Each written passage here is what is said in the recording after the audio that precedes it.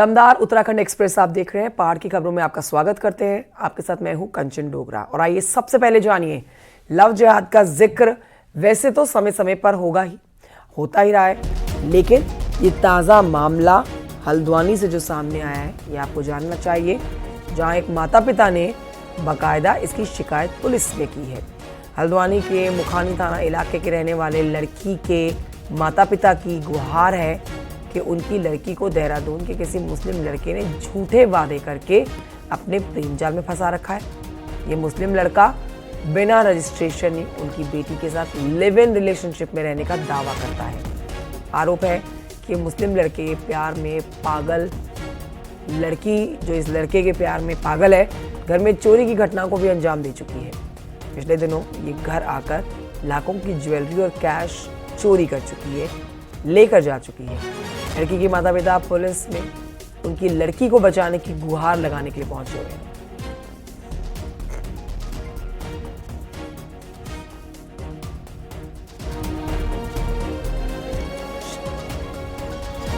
इसी खबर पर हमारे साथ हमारे सहयोगी शैलेंद्र नेगी लाइव इस समय मौजूद है हल्द्वानी से। सीधे रुख करेंगे शैलेंद्र नेगी की तरफ।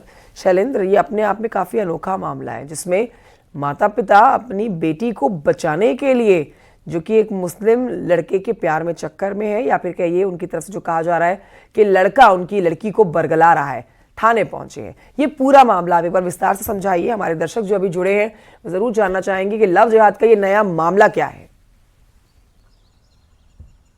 देखिए, ये हल्द्वानी की लड़की है और देहरादून का लड़का है। लड़का मुस्लिम है और देहरादून में ही रहता है। दोनों लड़का और लड़की, ऐसा बताया जा रहा है कि देहरादून में ही कहीं पे काम करते हैं और यहीं पर उनके प्रेम संबंध बने हैं। लेकिन माता पिता का यह आरोप है कि इस लड़के ने जबरन उसे गलत तरीके के वादे करके, कई तरीके के ऐसे वादे किए हैं जिसके चक्कर में जो है उनकी लड़की फंस चुकी है। और लड़की फंसने के बाद जो है बाकायदा न सिर्फ इसके साथ रह रही है, बल्कि एक ऐसे रिश्ते में रह रही है जिसे लिव इन कहा जा रहा है। लेकिन इसका रजिस्ट्रेशन जो यूसीसी में होना चाहिए या फिर पुराने प्रावधानों के तहत आपका यूसीसी में जो नए प्रावधान बने हैं उनमें ये रजिस्ट्रेशन होना चाहिए, न तो इन्होंने कोई आवेदन किया है।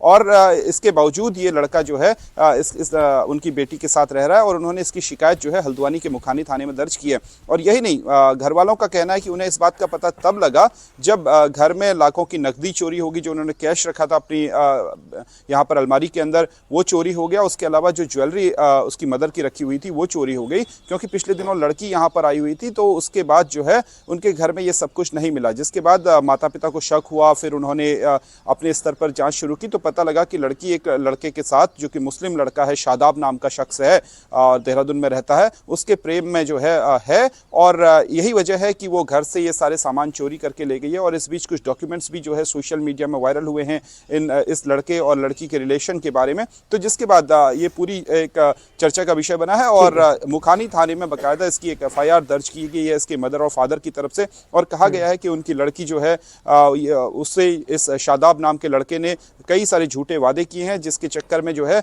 वो घर वालों से भी बात नहीं कर रही है और घर से उल्टा चोरी कर करके सारा सामान जो है, कैश और जो ज्वेलरी रखी हुई थी वो भी लेकर के गई है। और उनकी बेटी को बचाया जाए और यही गुहार जो है। बहुत शुक्रिया आपका शैलेंद्र नेगी, ये जानकारी हमारे दर्शकों तक पहुंचाने के लिए। बढ़ रहे हैं आगे, आपको बताते हैं कि देहरादून के कालसी तहसील क्षेत्र से बाहरी राज्य से आए हुए मुस्लिम समुदाय के व्यक्ति के द्वारा खुद को स्थायी दिखाकर स्थायी प्रमाण पत्र सहित कई और जरूरी दस्तावेज बनाने का मामला प्रकाश में आया है। आरोप है कि उत्तर प्रदेश के सहारनपुर से आए हुए अकरम ने खुद के और अपने परिजनों के सेटिंग गेटिंग के चलते कालसी तहसील में स्थायी निवास प्रमाण पत्र, राशन कार्ड, आधार कार्ड के साथ कई दस्तावेज तैयार कर रखे हैं। हम लोगों ने एक महापंचायत करी, उसमें तय किया गया कि 7 दिन के भीतर सभी लोग ये दुकानें मकान खाली कराएंगे और ये लोग यहाँ से जाएंगे। तथा अकरम आदि लोगों को भी बताया गया है कि ये दुकानें खाली तो करेंगे, साथ में जो कागजात अवैध रूप से बनाए वो भी रद्द कराने का काम करेंगे। और आइए सीधे रुख करते हैं हमारे सहयोगी विकास नगर से कुलदीप चौहान लाइव इस समय मौजूद है इस खबर पर ज्यादा जानकारी के साथ। कुलदीप, ये पूरी खबर विस्तार से बताइए। मुस्लिम युवक जिसके ऊपर फर्जी दस्तावेज बनाकर दिखाने के आरोप लग रखे हैं, क्या इसके ऊपर कहा जा रहा है? जी बिल्कुल, इस सहारनपुर से ये व्यक्ति कुछ समय पहले आता है और कालसी तहसील अंतर्गत कोटी कॉलोनी में अपना एक नाई का शॉप खुलता है। तो नाई का काम करते करते वो धीरे धीरे अपने को खुद को यहाँ पर स्थायी दिखाकर फर्जी कूट रचित तरीके से यहाँ पर स्थायी प्रमाण पत्र और राशन कार्ड जैसे तमाम जरूरी दस्तावेजों को तैयार कर लेता है। अब खुद के ही नहीं बल्कि अपने परिवार के जो 13 अन्य सदस्य उनके भी तैयार करता है। कुल 14 सदस्यों के इस तरीके से दस्तावेज तैयार किए गए हैं और जैसे ही इसकी जो बनक है हिंदू संगठन के लोगों को लगी तो लगातार अब विरोध प्रदर्शन भी हो रहा है। लेकिन एक खास बात यहाँ पर और बता दूं कि ये पहला मामला नहीं है, इस तरह के कई मामले सामने आए हैं जिसमें फर्जी तरीके से दस्तावेज तैयार करना या फिर फर्जी तरीके से भूमि को अपने नाम करना। जबकि आपको बता दें कि 15 साल तकरीबन 15 साल स्थायी होना जरूरी है और भूमि उस व्यक्ति के नाम होना जरूरी है। उसके बावजूद ही आप वहां का स्थायी प्रमाण पत्र तैयार कर सकते हैं। और जौनसार बावर की अगर बात करें तो 1967 में यहाँ पर एसटी का दर्जा मिला था, जिसके बाद यहाँ पर कोई भी भूमि की खरीद फरोख्त नहीं कर सकता है। बहुत शुक्रिया आपका जानकारी के लिए। तो लोगों में अब इस घटना के सामने आने के बाद आक्रोश और कार्रवाई की मांग की जा रही है। बहरहाल बढ़ते हैं आगे, आपको बताते हैं कि उत्तराखंड में अवैध मदरसों पर ताबड़तोड़ कार्रवाई जारी है। अब इस कड़ी में जमीयत उलमाए हिंद सुप्रीम कोर्ट पहुंचा हुआ है। जमीयत उलमाए हिंद की तरफ से कहा गया है कि एक्शन के बहाने डराने की कोशिश की जा रही है। मौलाना अरशद मदनी के निर्देश पर जमीयत उलमाए हिंद सुप्रीम कोर्ट पहुंचा है।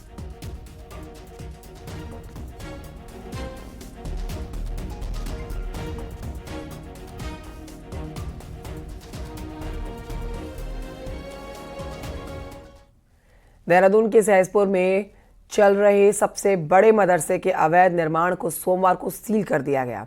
बताया जा रहा है कि जामी उल उलूम मदरसे में बिना अनुमति के एक और मंजिल बना दी गई थी, जिसके लिए मदरसे को प्रशासन की ओर से कई बार नोटिस भी दिया जा चुका है। लेकिन कई नोटिस के बाद भी जब काम नहीं रुका तो सोमवार को प्रशासन ने इसको सील कर दिया। ये मदरसा पहले भी बिना परमिशन ओवरहेड वाटर टैंक बनाने, टैंक के ऊपर लाउडस्पीकर लगाने जैसे मामलों को लेकर चर्चा में आ चुका है।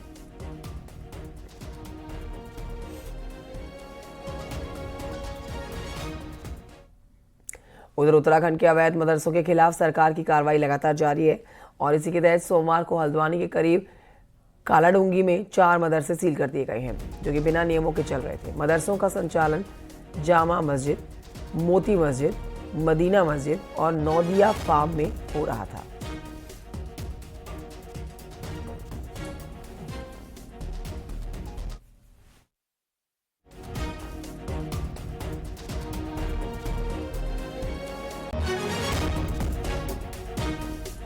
वहीं आपको बताएं कि उत्तराखंड में मुख्यमंत्री पुष्कर सिंह धामी के सख्त रुख के बाद अवैध निर्माण और बिना रजिस्ट्रेशन के संचालित हो रहे 136 मदरसे अब तक सील किए जा चुके हैं। 400 के करीब और मदरसे हैं जो कि वेरिफिकेशन के दौरान अवैध पाए गए हैं। सोमवार को सीएम धामी ने इन मदरसों को हो रही फंडिंग की जांच के भी अब आदेश दे दिए गए हैं। ये जांच जिला स्तरीय कमेटियां करेंगी, जो अपनी रिपोर्ट सीधे सीएम पुष्कर सिंह धामी को सौंपेंगी। आपको बता देते हैं कि अभी तक उधम सिंह नगर में 64, देहरादून में 44, हरिद्वार में 26 और पौड़ी गढ़वाल में 2 मदरसे सील किए जा चुके हैं। पिछले कुछ समय से यूपी से सटे हुए कस्बे जसपुर, बाजपुर, किच्छा, काशीपुर, रुद्रपुर, गदरपुर, पचवादून और हरिद्वार जिले में बिना पंजीकरण के कई मदरसे खुले। सीएम धामी का कहना है कि क्षेत्र विशेष में अवैध मदरसों की बढ़ती संख्या सुरक्षा के लिहाज से गंभीर चिंता का विषय है। लिहाजा इन मदरसों के आर्थिक स्रोतों और उद्देश्यों की जांच की जानी चाहिए।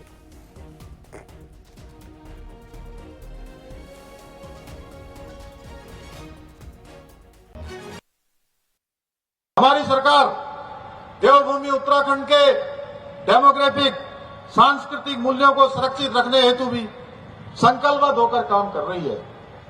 इसके साथ ही हमने प्रदेश में धर्मांतरण विरोधी कानून, दंगा विरोधी कानून लागू करने के साथ साथ लैंड जिहाद, लव जिहाद और थोक जिहाद जैसी घृणित मानसिकताओं के खिलाफ भी कठोर कार्रवाई सुनिश्चित की है।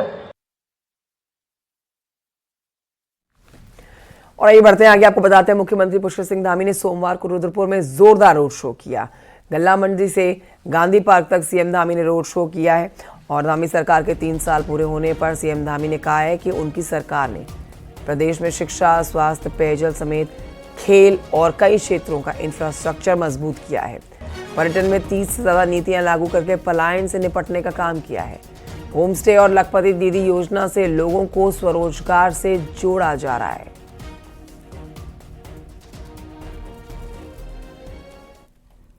पेयजल एवं खेल सहित सभी प्रमुख क्षेत्रों का इंफ्रास्ट्रक्चर मजबूत करने की दिशा में निरंतर कार्य किया है।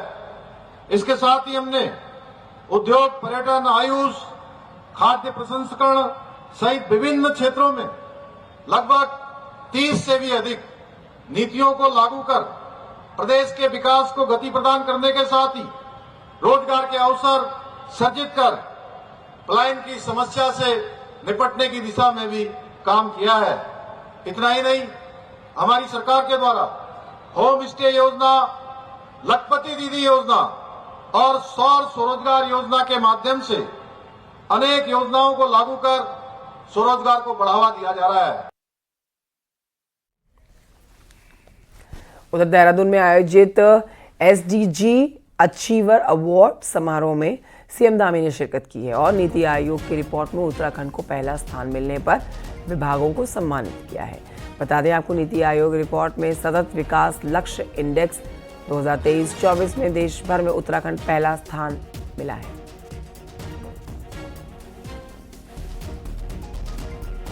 आप सभी ने सिद्ध किया है कि समाज और प्रकृति के बीच संतुलन बनाकर विकास को टिकाऊ बनाया जा सकता है।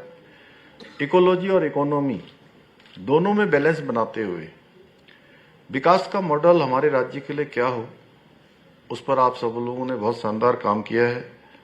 मुझे गर्व है कि हमारे राज्य के युवा, किसान, उद्यमी, पर्यावरणविद, शिक्षक और समाज सेवी सतत विकास के लक्ष्यों को प्राप्त करने में अपनी बहुत अहम भूमिका निभा रहे हैं। बढ़ते आगे, देहरादून से बीजेपी के सोर्सेस के हवाले से एक बड़ी जानकारी आप तक पहुंचा रहे हैं, जहां पर दायित्वधारियों की लिस्ट पर रार की खबर है। कई बोर्ड निगमों में नेताओं की ताजपोशी होनी है। सोर्सेस की माने तो पार्टी हाईकमान ने दायित्वधारियों की लिस्ट होल्ड कर दी है और बताया जा रहा है कि 2 नेताओं की जिद भारी पड़ी है, जो अपने परिवार वालों की ताजपोशी चाहते हैं, लेकिन पार्टी नेतृत्व रिश्तेदारों के नाम पर तैयार नहीं है।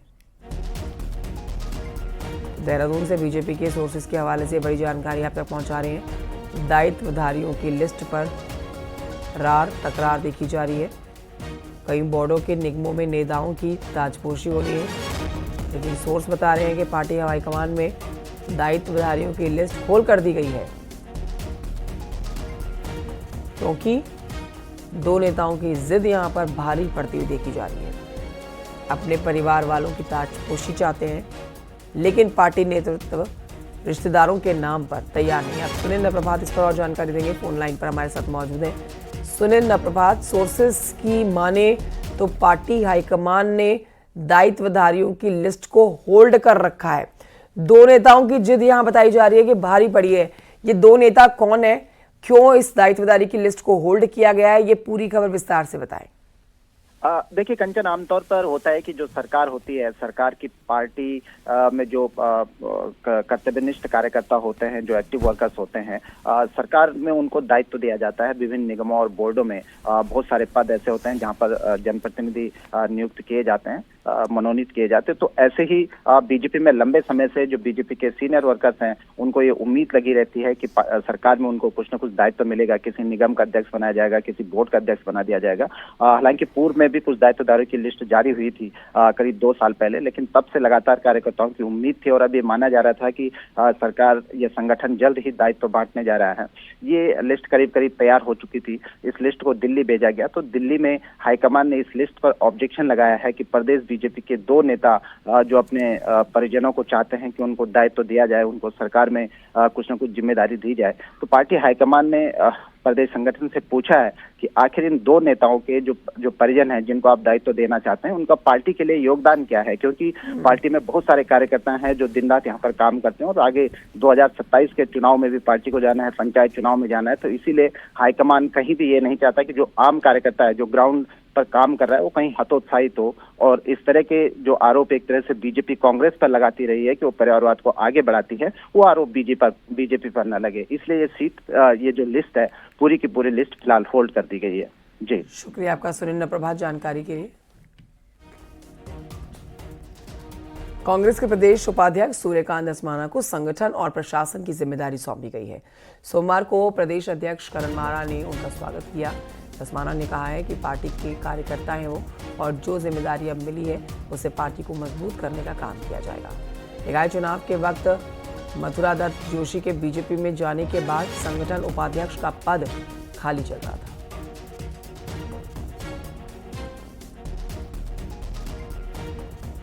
ये तो एक व्यवस्था होती है पार्टी में। मैंने हमेशा एक कार्यकर्ता के रूप में काम किया। अब एक जिम्मेदारी जो हमें यहाँ पर प्रशासन की और संगठन की दी गई है उसमें एक थोड़ा और ऊर्जा के साथ काम करेंगे, मिलकर के सब लोग काम करेंगे और पार्टी को दोबारा से उत्तराखंड के अंदर सत्तासीन करें, ये हमारा उद्देश्य होगा, जिससे हम पूरे प्रदेश की जनता की उन अपेक्षाओं को पूरा करें। कांग्रेस मई से अलग अलग मुद्दों पर जन आंदोलन की तैयारी कर रही है। तैयारी 2027 चुनाव से पहले जनता तक पहुंचने की है, लेकिन बीजेपी का कहना है कि कांग्रेस जनता के मुद्दों और आंदोलन से कोसों दूर है। रिपोर्ट देखिए।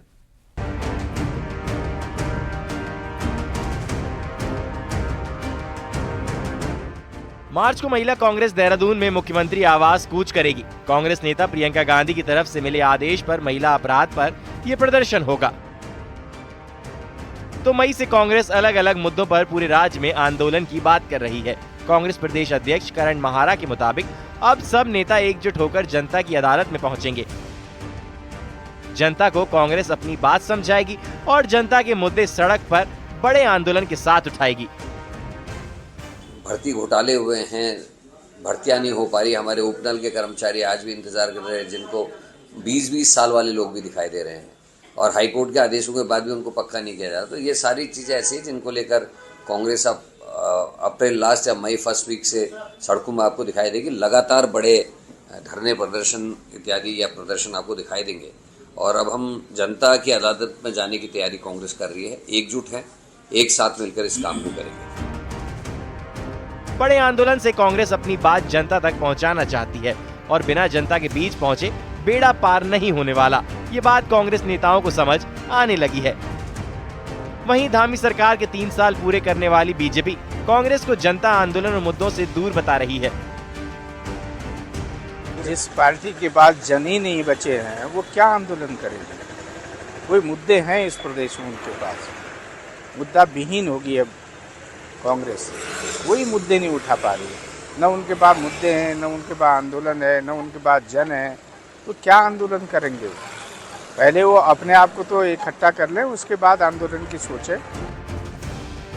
कांग्रेस के लिए 2027 का चुनाव करो या मरो का चुनाव है, इसलिए कांग्रेस आंदोलन की राह पकड़कर जनता तक पहुंचना चाहती है।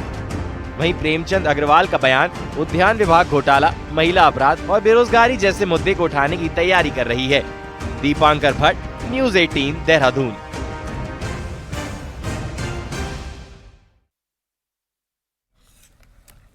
राज्य में हुए निकाय चुनावों में आरक्षण को लेकर हाईकोर्ट में फिर से सुनवाई हुई है। हाईकोर्ट ने आरक्षण जारी करने को लेकर सभी रिकॉर्ड्स मांगे हैं और कोर्ट ने सरकार को आदेश दिया है कि 26 मार्च को सभी पत्रावली को कोर्ट में पेश करें। सुप्रीम कोर्ट ने भी इस मामले पर हाईकोर्ट को जल्द फैसला लेने को कहा है।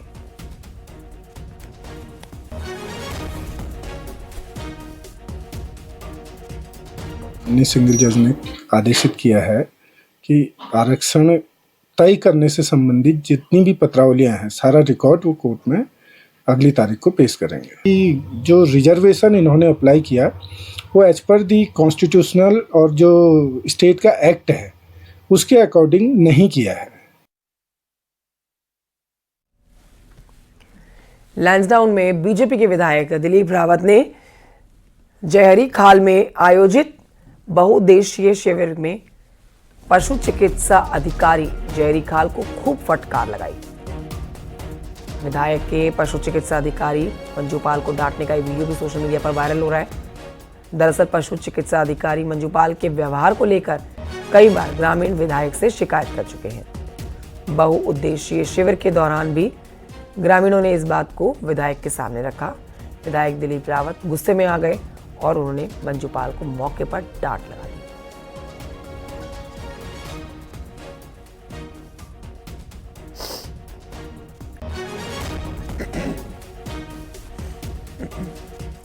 खबर रुड़की से, जहां के सिविल लाइन इलाके में एक ट्रक की कार से हल्की सी टक्कर हो गई, जिस पर कार सवार 2 युवकों ने ट्रक ड्राइवर से ट्रक के कैबिन में घुसकर मारपीट की है। तस्वीरें भी आप देख रहे हैं। मौके पर पुलिस भी पहुंची है और ट्रक ड्राइवर को बचाया गया है। दोनों युवकों को हिरासत में लिया गया है। ये हादसा जब हुआ है उस दौरान किसी ने अपने मोबाइल फोन में ये वीडियो भी रिकॉर्ड किया।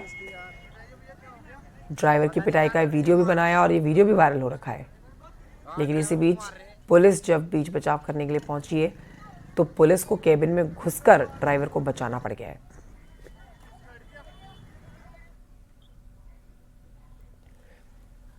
हल्द्वानी में रहने वाले एक 14 साल के बच्चे का कारनामा पूरे सुर्खियां बटोर रहा है। उसे देखकर हर कोई जानना चाहता है कि आखिर इस बच्चे ने कैसे अपने अपहरण की ये कहानी रची, आत्महत्या की एक कहानी रची, एक कंफ्यूजन क्रिएट किया। 3 दिन तक पुलिस इसकी तलाश में सीसीटीवी खंगालती रही और बाद में ये लड़का दिल्ली में सकुशल बरामद हुआ। देखिए रिपोर्ट।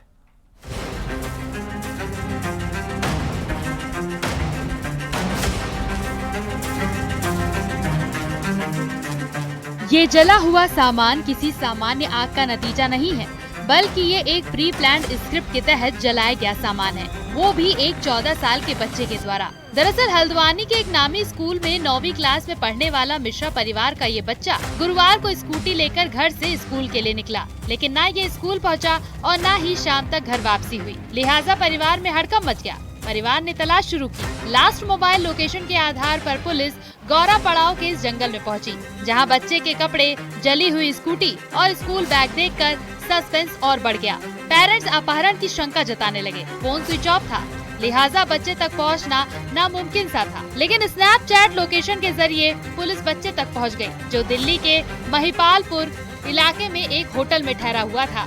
बच्चा सकुशल बरामद हुआ है, अपने परिवार के साथ है। आज दिल्ली से बरामदगी हुई है और पढ़ाई को लेके, डांटने को लेके वो थोड़ा क्षुब्ध होके, नाराज होके वो चला गया था और उसी नाराजगी में उसके द्वारा बाइक जला दी गई थी। पुलिस ने बच्चे से पूछताछ की तो पता चला कि माता पिता की डांट से नाराज होकर इस बच्चे ने पूरी कहानी बना डाली। ये अपने माता पिता से इतना नाराज था कि फिर कभी घर लौटना नहीं चाहता था, लिहाजा उसने अपने मौत की कहानी बना डाली ताकि जली स्कूटी और कपड़े देख ना तो पुलिस पहचान सके, ना ही जिंदा रहने का राज खुल सके। इस बच्चे की डरावनी कहानी से अन्य माता पिता भी डरे हुए हैं। वहीं मनोचिकित्सक इसके लिए कई बातों को जिम्मेदार मानते हैं। मेरा भी एक बेटा है 14 साल का और एक बेटी है 9 साल की, तो मैं अपने बेटे को भी डांटती हूँ, बहुत डांटती हूँ, ऐसा नहीं है। लेकिन थोड़ी देर के लिए गुस्सा होता है, फिर उसके बाद हमें भी डर लगने लग जाता है कि क्या पता ये क्या कर दे। आज के ज़माने को देखकर हम ज़्यादा उस पर प्रेशर वैसे पढ़ाई के लिए भी नहीं डाल। चेंजेस आ रहे हैं, लाइफस्टाइल चेंजेस आ रहे हैं, जैसे जैसे हम लोग बढ़ रहे हैं तो उस तरीके से पेरेंट्स की सोचें भी बदल रही हैं, है ना। तो पेरेंट्स को किस तरीके से करना चाहिए जिससे कि बच्चा इस तरीके की हरकतें ना करे। बताया जा रहा है कि एक वेब सीरीज देखकर बच्चे को ये आइडिया आया था और उसने डांट से दूर भागने का मन बना लिया और इसके लिए बकायदा पहले से तैयारी की। साथ ही तिजोरी से मोटा कैश भी निकाला ताकि माता पिता को डराकर अपने मुताबिक काम करवाया जा सके। हल्द्वानी से न्यूज़ 18 के लिए शैलेम नेगी की रिपोर्ट।